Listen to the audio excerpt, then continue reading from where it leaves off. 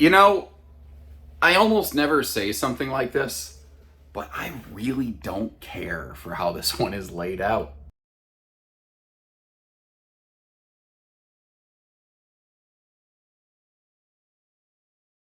But here's the thing, and it's good news. It doesn't matter that this one isn't laid out the way that I like it, because frankly, what I like has nothing to do with anything. But the fact is, they finally made the revisions to this RV that make it capable of accepting a variety of different furniture arrangements so that you can kind of Burger King this one and have it your way. By default, and the way that we're looking at it today is with a U-Dinette in the slide.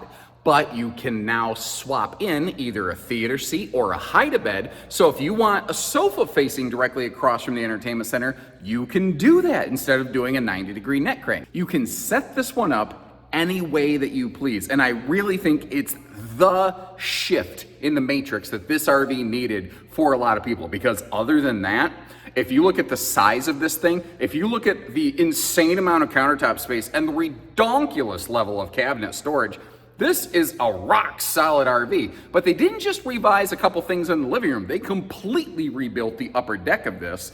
Instead of having a closet that slid out the sidewall of the bedroom, they built that cabinet storage directly into the bedroom. So we now have a breeze across window in the bedroom that we didn't have before, and we now have a north-south king bed that was never possibly available before. I think that they've made some really, really smart decisions with this floor plan without really lengthening it and actually reducing its cost as compared to last year. I think they made smart enhancements with more opportunities for personal preference for less money. That sounds like a good combination to me. Every RV has its ups and downs. I'm gonna go through this one. It's still got a couple hitches in its giddy up, and I wanna be fair with you, show you the good, bad, ugly with everything in between. And if you appreciate that, hit that subscribe button. Let's get in there. So let's just get straight into this. What is my beef with this floor plan? Well, in its default arrangement, I feel like the entertainment setup sucks, and I feel like an RV like this is an RV that you may reasonably spend some time inside. Now, if you're in the camp of I go RVing to go outside, not watch TV, that's totally cool. I don't necessarily even disagree, but I like to have options, and I know that at my age and weight on my bones, I don't want to sit in a dinette straight across from a TV all day. And previously, that's what we were kind of locked into. However, when they revised this model, they allowed us some new swaptions. So we're looking at a hide-a-bed over here. If you want that to be a theater seat, you can, but it's still going to be a 90-degree neck wrecker. Where it gets really interesting now is instead of being forced exclusively into a U-Dinette, if you want to swap this into a hide-a-bed sleeper sofa, you can. If you want to swap that into a theater seat, you can. But just to rock your paradigm a little bit harder, let me throw this curveball at you. Nothing says you got to leave that table there. At your discretion, something that you could do is essentially use this like an open lounge. I've actually seen some people throw like body pillows against this instead of just the cushions on the back. And, turn that into a little more of a lounge space and kind of stretch out across there. I could see someone doing that. I don't know that it'd be the most comfortable thing for everybody, certainly. The other thing that you can do, potentially, when you do have the dinette, is that table can free float around. Now, it's on an elliptical base, so it's pretty sturdy. You could take it outside if you wanted to. You could slide it over in front of the hide-a-bed sofa for some Dinofa action if for some reason you were so inclined. But it can function as an island in this model. The thing is, if you're looking at this, I think we're going to agree, I don't know that we need more counter space. Which almost sounds sacrilegious in the RV industry. There's almost no such thing as too much counter space and too much storage, but this is a floor plan that definitely tries to challenge that thought pattern right there. The window coverage on this is also pretty solid. Like, when you sit down, all the windows are at like normal viewing level. And the TV is freaking huge, dude. This is a big old smart TV. You can do your whole Netflix and Hulu and Prime and all that kind of fun stuff on there. Or, just do what my daughter does. We have all these paid subscription plans and she just watches YouTube videos all day. Not mine. I'm not even one of her favorite YouTubers, which I think that's probably pretty fair. I think that's really the natural order of the planet. But I think it's kind of funny. This is all pocket screwed lumber core cabinetry, by the way, and we're looking at the lightest color palette. The Rockwood signature models, they do give you an option swaption of going to a darker wood tone and furniture covering, in case you're curious. You can also option another one of those XL vent fans up there in that vent. You'll always have one in the bathroom, no matter what. You can get one elsewhere. Now, let me actually slide back a little bit. So, if you were sitting in a theater seat, this is kind of what your view would look at right here. Obviously, we're in a dinette right now, but yeah, you get the idea. We're playing Imagination Land. You notice what is missing versus last year? They got rid of that sound bar. And instead what they did is they went to an exclusively Bluetooth audio system on this. And I've seen a couple manufacturers start to adopt that, which I actually really, really like. So you have, a speaker inside that will connect to the smart TV if you want it to, or you can connect it to your phone if that's what you would prefer. You can do whichever way you would like right there. That is one of their newer 12-volt refrigerator and freezers. It's still about the same size and capacity, but now the bottom drawer slides open to you. I'm going to give you a sneak peek of that in a few minutes. I'm going to slide it open about halfway, though, so keep that in mind, because there's actually a bonus drawer below that, too. This is all solid surface counter space, but because they have laminated walls, it's really hard to put power outlets where you want to reach them. So they compensated by doing double pop-up power towers in those corners and then setting a set of power outlets over here, kind of right next to that electric space heating fireplace. So they're still giving us easy reach appliance access. One of the other things here, this floor plan just rocks my socks in terms of, total storage going on in this kitchen area. It is phenomenal. The one weird thing about this kitchen, though, is it doesn't have that one single object I point at and say, there's the pantry. It has an insane amount of storage. It doesn't have a dedicated thing called a pantry.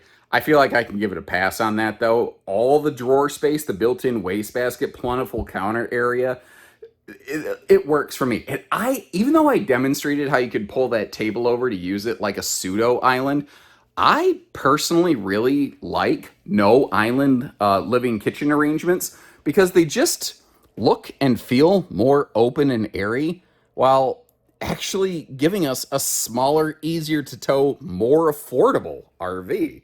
I like how in their signature series too, they've made the slide floor and the main floor match. And you might have noticed how they've been working on getting rid of things like floor vents. They've been slowly re-engineering a bunch of their floor plans to fit a more modern preference.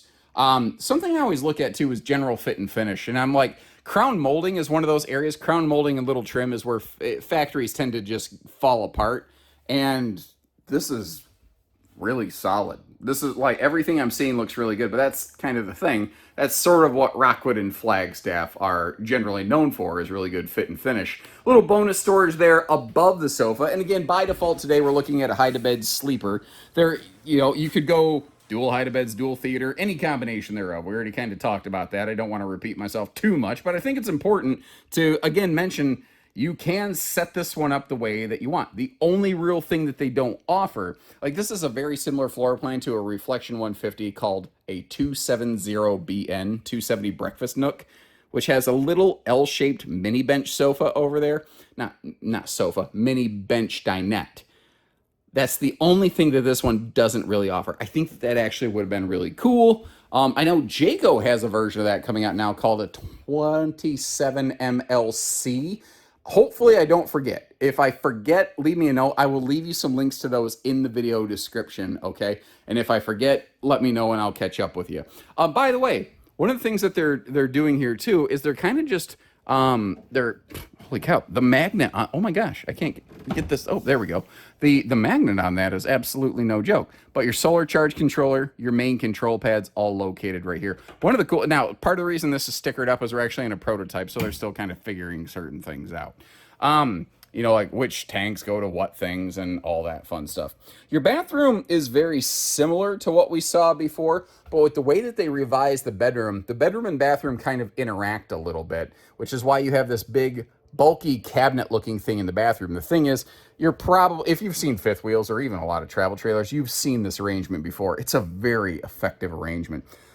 Real quick though, we have awesome headroom up in that shower. They're tall in the upper deck, plus it has that barreled ceiling. I'm a little over 6 foot wearing shoes in that footage, doing just fine. Now, obviously, I don't have a whole lot of hair puffing up off my head. I did manage to get that trimmed recently here. I found it can be really hard to, get a walk-in appointment to have somebody cut your hair. But a lot of pet groomers, just for the kick of it, they're totally willing to do it. The thing is, ever since then, I've been scratching behind my ears, and I peed on the couch this morning trying to mark my territory, and I don't think my wife is going to put up with it too much longer. But I'll deal with that. That's more something to work out on my own personal time. I shouldn't have brought that up. Oh crap! Hold on. Sorry. All right. You're like, what is going on? Well, my belt loops got hooked on the bedroom door handle, and I can't tell you how many pairs of pants I've ruined doing these videos because of that. So I was trying to not have that happen today. By the way, they did not pass this through from the bathroom to the bedroom. They made that dedicated space, and they made it deep enough a folded towel will actually fit in there. So you're not required to go burrito style. Here's a pro tip though. Get one of those little rubber baby buggy bumpers, stick it on this handle so that it doesn't accident. Oh, okay. Well, the good news is the wood frame is hitting the wood frame. Okay, so never mind. Don't worry about the rubber baby buggy bumper. I misread that. Cool, we don't got to worry about it whatsoever. Moving forward, the bedroom has been completely revised, and it is a north-south symmetrical bedroom that now has a 70 by 80 king bed. Because they were really careful with their space, I think you can still do a pretty decent job of walking around this thing. There is a step technically up at the front there, but by the time you're to that point, you're crawling in bed anyway. It's effectively a no ankle breaker bedroom. We can argue that there's a step, but there you go. You got about 6 inches worth of side stands on either side of that bed. And a lot of the outlets that you see in this RV, they are inverter prepped, which is actually really cool. So if you want to run some battery power up to those things, the RV does have an 1800 watt inverter. Now, last year for a little bit, they got rid of dedicated overhead either cabinet struts or self-supporting hinges like we're looking at right here. Folks said, boo, that sucks. Rockwood said, fine, you can have your stuff back.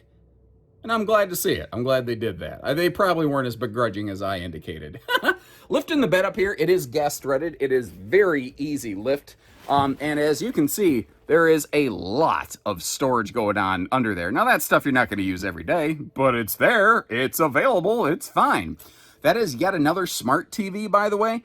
It's not as easy to see from this angle, but it is downward dog angled a little bit. So when you're laying in bed, like let me actually lay over here. God, that feels good. On the pillows, I might not get up. Their mattress doesn't suck. Holy cow. I don't know what they're using, but this mattress doesn't suck. I never really thought about that. Comfort is very subjective when it comes to bedding, but at least Rockwood's trying to not suck. Give them credit. Anyway, TV's pretty easy to view. Over there in the corner, though, that is one of the other major changes. They no longer use a closet slide-out system. Instead, we're gaining that extra window right there. More light, more cross breeze, less interference, and lacking a closet slide is what allowed them to go to the north-south king bed. The good news, you're not really losing storage. Take a look at the left side of your screen. It's giving you a peek as to what's inside the right side of the screen. That is removable shelving, by the way. So if you don't care about hanging storage, you don't have to have hanging storage. And something I don't think I demoed down in the living room, you do have blackout roller shades all the way through this thing. So if you want to help keep the sunshine out, you can do that very well here. Now, one of the other really cool aspects of this floor plan is it actually has really good traveling access just as a result of how she's laid out. So if you think about it, the door is over on the left. I'm standing in the hallway and clear eye shot at the door. The bedroom and bathroom, not a problem. And because the bed's not in a slide or anything, no question, the bed's fully travel functional. Refrigerator, we can get to all day long. Microwave, assuming you have a generator, you could run that at a travel stop because the inverter that's on the RV won't power that. But sink, drawers, this kitchen is functional and accessible. Here's a hiccup. This is a rack and pinion slide. You should not be sitting in this while it's retracted. So if you want to sit down to have a bite to eat, you might want to find a picnic table somewhere at the travel stop, do your cooking inside, or I tell you, more than once, I've made a quick meal and just stood at the kitchen counter munching that thing. Anybody who has a newborn child and is exhausted knows exactly what I mean, right? My recommended tow vehicle for something like this is going to be something in the way of a 3/4 ton. I actually think a gas 3/4 would pair up with this really nicely because they still have enough power for an RV this size, but they actually are often really good about having more payload. So I actually think a gasser 3/4 to 1 ton would be a really good fit for this. Although obviously you have diesel in those categories with appropriate capacities, you're gonna do just fine as well. Double slam latches. That is one of those like self-catching magnet holdbacks. So even on a windy day, if that door gets kind of wind gusseted, it's not going to fall down and crack you in the head, which is, I've had it happen. I've seen it happen to people too, various times at various, RV shows and events, or just out at my dealership lots. And man, I could see somebody getting about absolute loopy cold cocked off of something like that. And it's nice that you can avoid it here. I also love the little touches they do. Like you see where that emergency override kind of jack crank is over there? How they have the magnet catches for that. So it's just not, it's like it's available, but it's not laying all over your cargo space. Just nice little things on these. And up there on the left side, that's where your water filter system will be located. Usually also up around that area, I haven't located on this RV, it's gotta be somewhere, is your 1800 watt inverter, because that's all standard on all your Rockwood kind of stuff. Basic water docking center, don't know what more you need. What do you think about where they mounted the auto leveling controls? Like, they're very easy to access, and if you're standing there pushing them, you actually can stand far enough back that you can still see the hitch pin without your neck being under the gooseneck area of the fifth wheel, which is a good place to get your head crushed, by the way, if you're not paying attention or someone else isn't paying attention, someone's not being careful. You might notice two different types of windows here. Generally speaking, you've got frameless tilt open style windows on these, but your slide sides will be framed out windows so that, if you leave them open or closed and close the slide, you don't end up smashing anything. Optional slide awnings available on these, and any little pocket of space does not go to waste on Rockwood and Flagstaff RVs. That's one of the things that they do pretty nicely here. Now, they made a major shift as compared to last year, and it's only on their fifth wheels. And currently, they have no plans of expanding on this. They just found that this was the most appropriate thing to do here. They kept the Goodyear tires. They kept the tire pressure monitoring. But they wanted to throw anti-lock safety braking on their fifth wheels. So they started doing some emergency braking like skid tests. And what they found is the torsion suspension system they were using was actually causing you to lose control in an emergency braking situation. So they have, for the first time I think ever, changed their suspension package only on their fifth wheels. I think it's, what's it called? Like a slipstream leaf or something like that. The word slip is in there, but it is technically a leaf spring system. It is not at all, when I get over on the other side, I'll give you a little better look at it. It's not at all your conventional leaf spring system. It is still something enhanced for smoother ride and handling, but it is actually giving you more control when you have to stab the brakes really freaking hard. Fifth wheels and travel trailers handle differently. And in an emergency braking situation, they react differently. And what they found is what was working best on a trailer actually wasn't working best on a fifth wheel. So they made a major change to their DNA. You know, the torsion suspension on a lot of your Rockwood stuff, that's a huge part of their DNA and their talking points. They would not have done that if it wasn't for safety, because they didn't go to the cheap system. They didn't go to a cheap suspension by any means. Anyway, this does have an all aluminum cage structure. So even behind the nose cap, there's even a 1-inch laminated wall behind the nose cap, which is kind of crazy. Most brands won't do that. But the only thing on this that really isn't laminated is the floor, because they use a 5/8 tongue and groove plywood there so that you don't end up with any sort of weird soft spots over time. People don't seem to be offended when your floor doesn't fall apart by any stretch. Now, I get around the side of the sucker and give you a little bit better broadside look at this. That's some serious awning space. And look where the door's located. Dead in the middle of the awning, basically. On a rainy day, that's the best place for that door. Because if your awning's open a little bit, you don't end up getting rained in the face the whole time.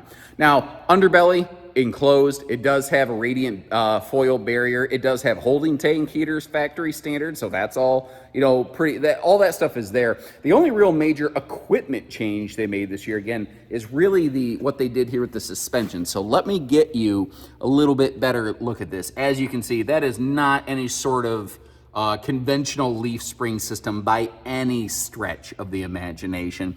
It is beefy, it is chunky, and I will be learning more and more about that, so I can provide you more information on that as we go.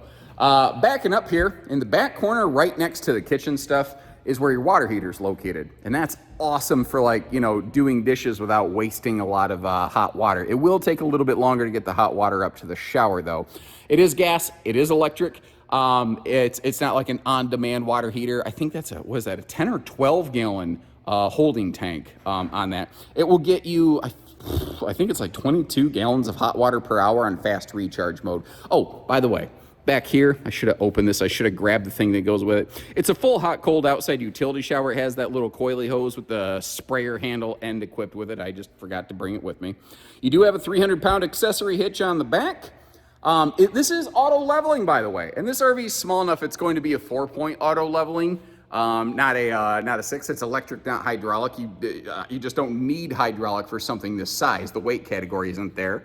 By default, up on the roof, you've got 200 watts of solar, but you can very easily expand on that a little bit. They use a 30 amp charge controller. I think can handle up to 500 watts. But basically, if you wanted to grab a second 200 watt solar panel and smack it up there, or it's actually even available right from the factory, there's like no remanufacturing of the RV required to accomplish that. So I've talked a lot, obviously. Let me know what you think. Did they make the right moves? Is this one potentially finally in the running for you, or is there still something that causes you to go, I don't like it because of that?